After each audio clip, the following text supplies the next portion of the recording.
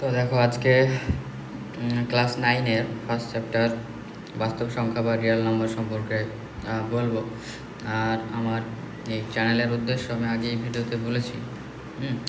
সেই হিসাবে আমি দুটো দিক মাথায় রেখে চ্যাপ্টার সম্পর্কে আলোচনা করব। দুটো দিক বলতে একটা এর কম্পিটিটিভ লাইনে বা কম্পিটিটিভ পরীক্ষায় কী ভূমিকা আছে, আর ক্লাস 9-এর যে আমাদের ওয়েস্ট বেঙ্গল বোর্ড আছে সেখান থেকে কী ধরনের কোশ্চেন আসে, সেখানে ছোটোখাটো এমসিকিউ আছে, সেইগুলোকে মাথায় রেখে এই চ্যাপ্টারটা আমার অ্যানালাইসিস বা বোঝানোর ইচ্ছা আছে। তবে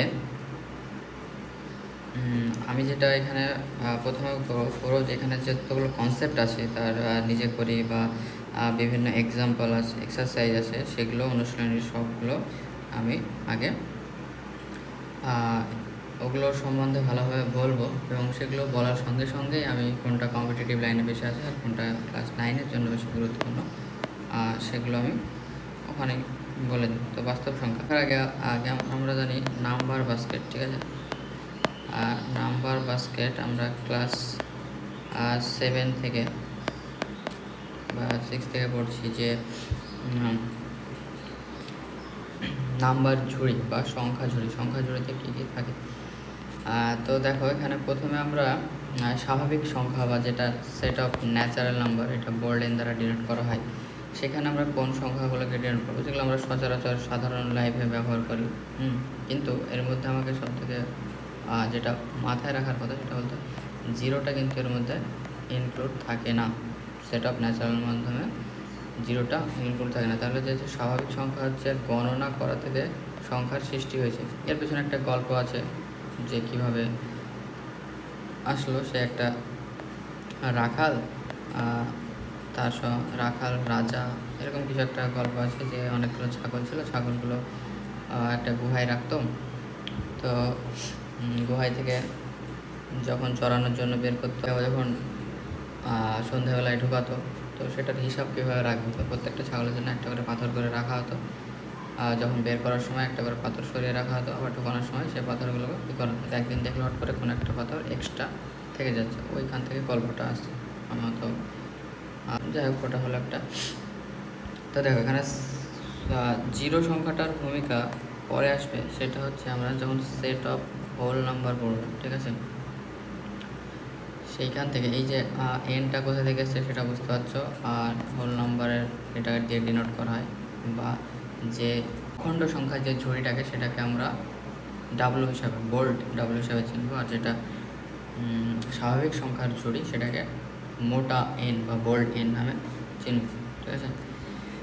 তারপরে এটার সঙ্গে স্বাভাবিক সংখ্যার সঙ্গেই, তারপর অখণ্ড সংখ্যার সঙ্গে আমরা পাবো পূর্ণ সংখ্যা। পূর্ণ সংখ্যাতে আচ্ছা, এখানে কিছু কোশ্চেন আছে, কোশ্চেনগুলো করে নিই। তো যে কোনো দুটি অখণ্ড সংখ্যার যোগফল সর্বদা অখণ্ড সংখ্যা হবে কি? তাহলে যে কোনো দুটি সংখ্যা বিভিন্ন অখণ্ড সংখ্যা নিয়ে যোগ করে যাচাই করতে বলছে।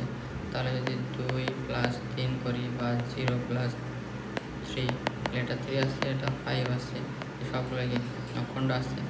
তাহলে দুটো অখণ্ড সংখ্যার যোগফল সর্বদা কী হবে? অখণ্ড সংখ্যায় থাকবে।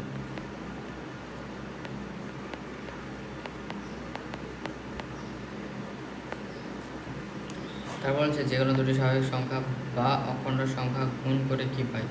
দেখো এখানে বলছে গুণের কথা। দুটো স্বাভাবিক সংখ্যা 2 × 3, সেটা কিন্তু 6, সেটা স্বাভাবিক সংখ্যা হবে। কিন্তু যদি দুটো স্বাভাবিক সংখ্যা অথবা দুটো অখণ্ড সংখ্যা, তাহলে দুটো স্বাভাবিক সংখ্যার গুণ করে স্বাভাবিক সংখ্যা পাচ্ছি। কিন্তু দুটো অখণ্ড সংখ্যা, সেক্ষেত্রে আমরা অখণ্ড সংখ্যাই পাবো। কিন্তু তাহলে হচ্ছে দুটো স্বাভাবিক সংখ্যা অথবা দুটো অখণ্ড সংখ্যা, এই দুটোই কী হবে? গুণ করে আমরা অখণ্ড সংখ্যা বা স্বাভাবিক সংখ্যায় পাবো। তারপর হচ্ছে যে কোনো স্বাভাবিক সংখ্যা বিয়োগ করি, বিয়োগফল স্বাভাবিক সংখ্যা হবে কিনা। এইটাতে দেখো বিয়োগের ক্ষেত্রে সবগুলোতেই আমরা যখন সেট অফ ইন্টিজার বা সেট অফ রেশনাল নাম্বার এগুলোতে যাবো তখন ঠিক আছে। কিন্তু ন্যাচারাল নাম্বারের ক্ষেত্রে যখন আমরা বড় সংখ্যা থেকে ছোট সংখ্যা বিয়োগ করবো তখনই নেগেটিভ চলে আসবে। এই ক্ষেত্রে আমরা স্বাভাবিক সংখ্যা পাবো না। এই নেগেটিভ নাম্বার যেটা পাচ্ছি সেটা আবার চলে যাবে সেট অফ ইন্টিজার, ঠিক আছে। সেট অফ ইন্টিজারের ক্ষেত্রে আমরা অনেক সময় ইন্ডেক্স নাম্বারকে আই দিয়ে ডিনোট করি, কিন্তু সেট অফ ইন্টিজারকে আমরা জেড দিয়ে ডিনোট করি। এবং জেড কেন ডিনোট করি সেটার কারণ আছে। যতই সম্ভব জার্মানিতে কিছু একটা জার্মান ওয়ার্ড আছে, সেটাকে পূর্ণ সংখ্যাকে জেড দ্বারা ডিনোট করা হয়, সেই জন্য ওখান থেকে গেছে। এবার দেখো, এবার যে স্বাভাবিক সংখ্যার বিয়োগ থেকে যে সমস্যাটা সৃষ্টি হলো, সেই সমস্যার সমাধান হচ্ছে অখণ্ড সংখ্যা ও এই যে ঋণাত্মক সংখ্যাগুলো যেগুলো পেলাম সেগুলো মিলিত হয়ে আমাদের সেট অফ ইন্টিজার পূর্ণ সংখ্যা ডিনোট করছে, সেইটা জেড অক্ষর দ্বারা চিহ্নিত করা হয়। তাহলে এই যে সংখ্যা ঝুড়ির মধ্যে প্রথমে গেল ন্যাচারাল নাম্বার, তারপরে হোল নাম্বার, তারপরে হয়ে গেল ইন্টিজার। এখন অবধি 3টি সংখ্যা ঝুড়ি পেলাম। কিন্তু এই যে শূন্য, এই শূন্যটাই কি পূর্ণ সংখ্যা যা ঋণাত্মক ও ধনাত্মক নয় সেটা বলে। কারণ হচ্ছে এই যে ঋণাত্মক আর ধনাত্মকের মধ্যে যে পার্থক্য করছে, সেই পার্থক্যটাই হচ্ছে 0, সেই জন্য এটা কোনো দিকে ধরা হয় না ঋণাত্মক বা পূর্ণ। যে তোমাদের বলে না সেই খেলার সময় পেট কাটা হয়, ঠিক আছে, পেট কাটা মানে 2 দলই থাকবে। এবার যদি আমি কোনো লাইনকে ধরো কোনো একটা জমির পরিসীমা বা কিছু সীমানা করছি, একটা দেওয়ালকে মাঝ বরাবর সীমানা করতে গেলে তো ওটাকে মাঝে থাকতে হবে, তাই না? এদিকেও হওয়া যাবে না, এদিকে হবে না। সে যত ছোটো ছোটো ইন্টারভ্যালে ভাবো না কেন, কিন্তু মাঝে কোথাও একটা কিছু রাখতেই হবে। সেইটা হচ্ছে শূন্যর কাজ করে। শূন্য অনেকে বলে কাজ নেই, কিন্তু কাজ অনেক, শূন্যর কাজ অনেক। তারপরে সেই একই ঘটনা আমাদের আবার কিছু কোশ্চেন দিয়ে দিল যে দুটো পূর্ণ সংখ্যা নিয়ে যোগ যদি করি, বিয়োগ করি, গুণ করি, কী পাবো? সেগুলো আমরা হলো এই যে পূর্ণ সংখ্যা আছে, তারপরে এইটা মাইনাসে মাইনাসে প্লাস হয়ে যাবে, তাহলে এখানে -3 মানে কি সেটা নেগেটিভ ইন্টিজার চলে গেল। তারপরে এখানে 40 আর একটা প্লাস আছে, তাহলে এটা হয়ে যাবে -13 আর এটা হয়ে যাবে +40। যে কোনো দুটি পূর্ণ সংখ্যা নিয়ে যোগ বিয়োগ গুণ করে পূর্ণ সংখ্যার যোগফল বিয়োগফল কী হবে সেটা দেখতে হবে। যে কোনো দুটি পূর্ণ সংখ্যা নিয়ে 4টে অপারেশন আমাদের থাকে, যোগ বিয়োগ গুণ আর হচ্ছে ভাগ, ঠিক আছে। কিন্তু এখানে বলছে যোগফল বিয়োগফল ও গুণফল সর্বদা কী পাবো? সর্বদা আমরা পূর্ণ সংখ্যাই পাবো। আর দেখো এবার সিকোয়েন্স কীভাবে টানছে, দেখো এখানে আরেকটা সমস্যা তৈরি করবে যে যখন আমি একটা ইন্টিজারকে আরেকটা ইন্টিজার দিয়ে ভাগ করব, যখন ভাগ শেষ মিলে যাবে তখন তো কোনো ব্যাপার নেই, তখন তো আমি পূর্ণ সংখ্যায় পাচ্ছি। যখন ভাগ মিলবে না তখন যে সংখ্যাটা পাবো সেই সংখ্যাটা কি, সেটা তো আমি ইন্টিজারের মধ্যে ফেলতে পারি না। তাহলে সেইটাই কী বলবো, সেইটা থেকে আবার চলে আসবে সেট অফ, এই দেখো পূর্ণ সংখ্যা ভাগ করবে, সেট অফ কী চলে আসলো, তখন হয়ে গেল সেট অফ রেশনাল নাম্বার বা মূলদ সংখ্যার সেট। মূলদ সংখ্যাকে সাধারণত আমরা কিউ দ্বারা ডিনোট করি। এই কিউটা কোথা থেকে আসলে, কিউ হচ্ছে আমরা যখন ভাগ শেষ বলি, ঠিক আছে, সেটাকে আমরা কোশেন্টটা বলি, ঠিক আছে।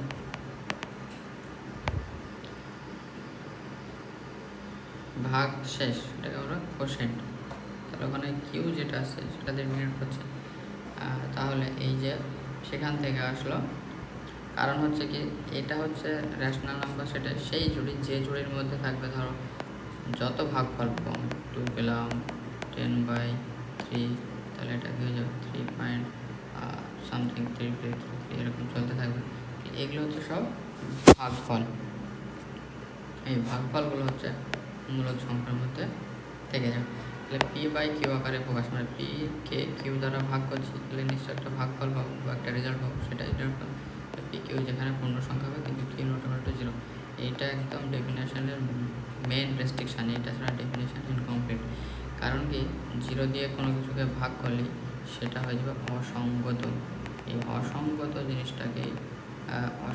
জিনিসটাকে ম্যাথের ভাষায় আমরা ইনফিনিটি হায়ার লেভেলে ডিনোট করি বা আনডিফাইন, এরকম এটা দ্বারাই ডিনোট করা হয়।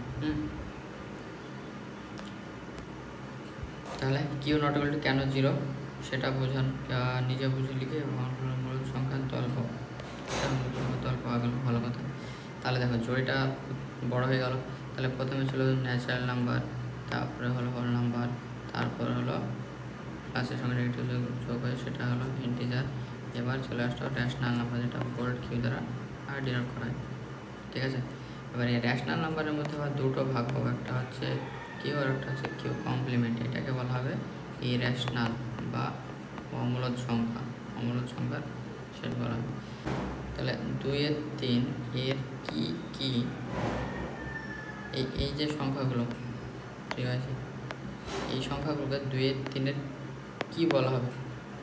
কারণ হচ্ছে এর ওপর নিচে যদি আমি সেম সংখ্যা দিয়ে যদি 2 দিয়ে মাল্টিপ্লাই করি তাহলে এটা চলে আসবে, ওপর নিচে যদি 3 দিয়ে মাল্টিপ্লাই করি তাহলে এটা চলে আসবে, 4 দিয়ে মাল্টিপ্লাই করলে এটা চলে আসবে।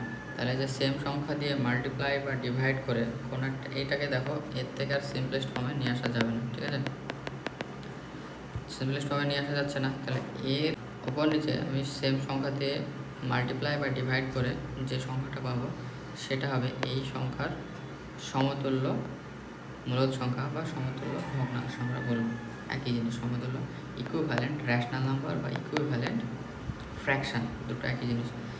এবার বলছে যে আরেকটা ডেফিনেশন আছে কো প্রাইম। কো কথার মানে হচ্ছে সহ, ঠিক আছে, সহ মৌলিক সংখ্যা। এর মৌলিক সংখ্যা ডেফিনেশন আশা করি সবাই জানে, এটা ক্লাস 9-এ বলার দরকার নেই। তাহলে বলছে যে পি বাই কিউকে মূলদ সংখ্যা বলা হবে যদি, এটা হচ্ছে একদম সম্পূর্ণ ডেফিনেশন, এটা কিউ নট ভ্যালু যখন প্রয়োজন হতো, পি বাই কিউটা হবে লঘিষ্ঠ আকারে প্রকাশ করি। লঘিষ্ঠ আকারে দেখা গেল আমি 10/16 রেখে দিলাম, না, সেটাকে বলছে লঘিষ্ঠ আকারে। মানে হচ্ছে এখানে পি আর কিউ এর হচ্ছে কোনো সাধারণ উৎপাদক থাকবে না, এই লাইনটা খুব ইম্পর্টেন্ট, কোনো সাধারণ উৎপাদক থাকবে না, সিম্পলেস্ট ফর্ম মানে কোনো সাধারণ উৎপাদক থাকবে না। সাধারণ উৎপাদক তাহলে সাধারণ উৎপাদক মানে কি আমরা জানি কমন ফ্যাক্টর। এই কমন ফ্যাক্টর জিনিসটাকে আমরা, তাহলে এটা কমন ফ্যাক্টর, তাহলে তার জন্য একটা কথা ইউজ করা হয় HCF, আরটা হয় LCM। এই শেপটাকে বলা হয় আমরা হচ্ছে হাইয়েস্ট কমন ফ্যাক্টর বা সেটাকে বলা হয় HCF বা GCD, গ্রেটেস্ট কমন ডিভাইজার বা হাইয়েস্ট কমন ফ্যাক্টর, যেটা আমরা গসাগু ও লসাগু দ্বারা পরিচিত করি। গসাগু আর হচ্ছে লসাগু, এই দুটো লাস্ট ওয়ার্ডে মানে একটা হচ্ছে গুণনীয়ক আর একটা হচ্ছে গুণিতক। এইটা হচ্ছে মাল্টিপলস আর এই গুণনীয়ক বা এইটা হচ্ছে গুণনীয়ক বা উৎপাদক, গুণনীয়ক বা উৎপাদক, যেটাকে আমরা ফ্যাক্টর বলি, ঠিক আছে। তাহলে যখনই তাদের সাধারণ উৎপাদক এক হয়ে যাবে পি আর কে, তাহলে এই যে পি আর কিউকে পরস্পরের মৌলিক সংখ্যা বলে। তাহলে যে কোনো দুটো সংখ্যার যদি তাদের সাধারণ উৎপাদক এক হয় তাহলে সেগুলোকেই আমরা বলবো কো প্রাইম, একে অপরের কো প্রাইম বলবো, একটাকে আলাদা আলাদাভাবে বলবো না।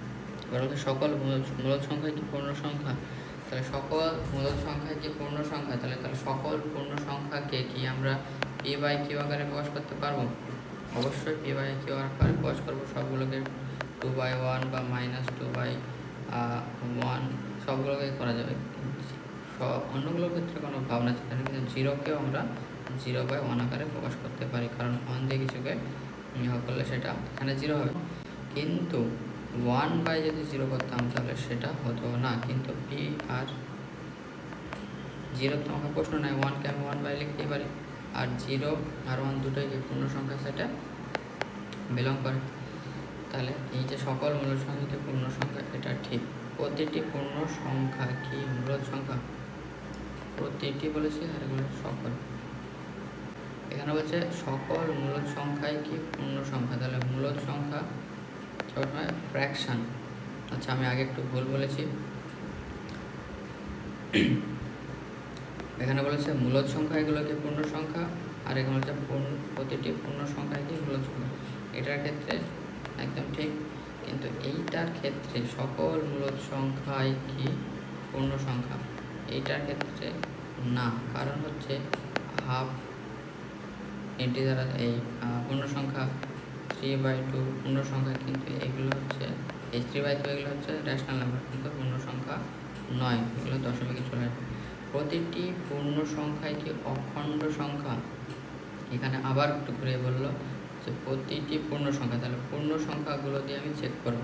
তাহলে পূর্ণ সংখ্যার মধ্যে 0, 1, 2, 3 সব থাকে, সব ঠিক আছে, কিন্তু -1, -2, -3 এগুলো কিন্তু পূর্ণ সংখ্যার মধ্যেও আছে, তাই এগুলো কিন্তু আবার হোল নাম্বার নয়, তাহলে এটাও ঠিক নয়। এটা কি বললাম, এটা বললাম নয়, এটা বললাম হয়, আর এটা বললাম নয়। তাহলে এখানে দেখো আমি যে কথাগুলো বলেছি, তোমরা দরকার হলে ভিডিওটি একটু স্লো করবে, কিংবা আবার রিপিটেশনে শুনবে, আবার যাদের জানা আছে তারা একটু ফাস্ট শুনে নেবে, ঠিক আছে। এই হচ্ছে বিষয়। এখানে নিচে অ্যান্সার বলে দেওয়া আছে, এটাও ঠিক আছে, আর এইটা তো আমি বলে দিলাম কেন। তাহলে হচ্ছে দেখো এবার হচ্ছে স্বাভাবিক সংখ্যার এটা হচ্ছে রৈখিক চিত্রায়ন বা লাইন রিপ্রেজেন্টেশন।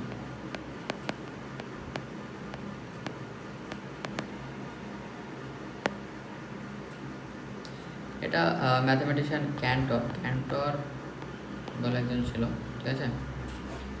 তিনি এই যে সংখ্যাগুলোকে একটা লাইন প্রকাশ করার উদ্যোগ নিলেন এবং প্রকাশ করেছিলেন, এবং আস্তে আস্তে যখন এই যে প্রথমে কি ন্যাচারাল নাম্বার, তারপরে অখণ্ড সংখ্যা, এখানে 0 ইনক্লুড হয়ে গেলো, তারপরে 0, 1, 2 এগুলো থাকলো, তারপর নেগেটিভগুলো ইনক্লুড হয়ে গেলো, তাহলে এটা হলো পূর্ণ সংখ্যা।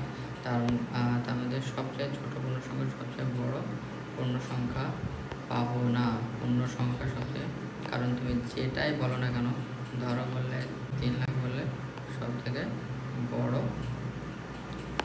পূর্ণ সংখ্যা, তার থেকে আমি 1 যোগ করে দিলাম, তাহলে সেটা বড় হয়ে গেলে এইভাবে একদম চলতেই থাকে। এটা খুব ভালোভাবে মনে রাখবে, পাবে না।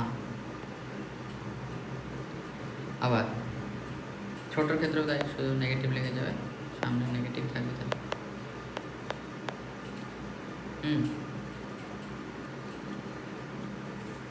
এইটা। এবার এই সংখ্যার মধ্যে এবার যখন এই যে 2 আর 3কে ভাগ করবো অনেকগুলোতে, ধরো 2 আর 3-এর মধ্যে এটাকে আমি 10 ভাগে ভাগ করলাম, তাহলে 3 - 2/1, তাহলে এখানে 10 1/10, তাহলে 0.1, 0.2, 0.3 এরকমভাবে চলতে থাকবে। এগুলো সব কি পূর্ণ সংখ্যা। তাহলে একটা লাইনের উপরে আমি set of natural number, set of whole number, set of integer, set of rational number সব রিপ্রেজেন্ট করলাম, দিয়ে যে লাইনটা পাবো বা প্রথমে যে ঝুড়িটা পেয়েছিলাম সেটাকে বলবো আমরা সেট অফ রিয়াল নাম্বার বা বাস্তব সংখ্যার সেট, যেটাই হচ্ছে এই চ্যাপ্টারের নাম, ঠিক আছে। এবার হয় 2 আর 3-এর মধ্যে 4টি মূলদ সংখ্যা লিখি। এখান থেকে একটু বোঝার বিষয় আছে, এগুলো নিয়ে 2-3 টাইপ আছে, সেটা নিয়ে আমি এর পরবর্তী ভিডিওতে আসছি, পার্ট 2। এখনকার তো সবার ধৈর্য ধারণ ক্ষমতা কমে গেছে, পেশেন্ট যে 20 মিনিট 30 মিনিট ধরে একটা ভিডিও দেখবে, তা তো হচ্ছে না। 30 সেকেন্ড বা 60 সেকেন্ডের যে লাত নেশা লেগে গেছে রিলস দেখা, সেটার জন্য, ঠিক আছে। তো নেক্সট ভিডিওতে দেখা হচ্ছে। এই ভিডিওটা ভালো খারাপ সম্পর্কে আমাকে অবগত করবে তোমরা বা আপনারা। Thank you.